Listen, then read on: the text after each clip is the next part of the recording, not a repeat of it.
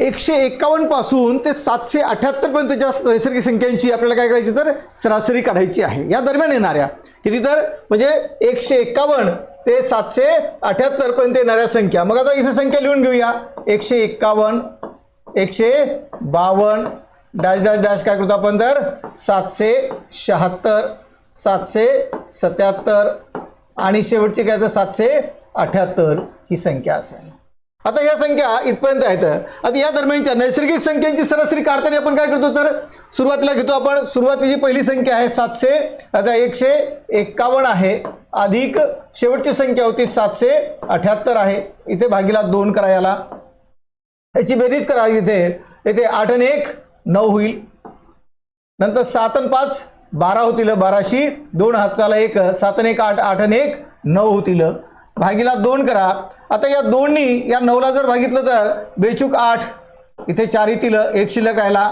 आता बेसक 12 होईल, नंतर हे कटले या 9ला बेचूक 8 1 शिल्लक राहिला होता आणि मग काय करतो 1 ला जर 2नी भाग जर दिला तर 0.5 येतो उत्तर, काय तर 5 येतो।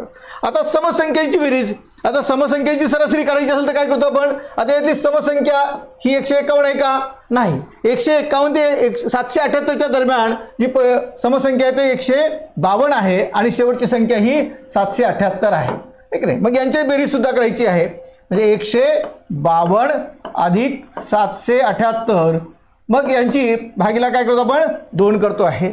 8 आणि 2 10 10शी 0 हाताला 1 7 आणि 1 8 8 आणि 5 13 13शी 3 हाताला 1 7 आणि 1 म्हणजे 7 आणि 1 8 8 आणि 1 9 म्हणजे काय जर 930 भागीला 2 होईल।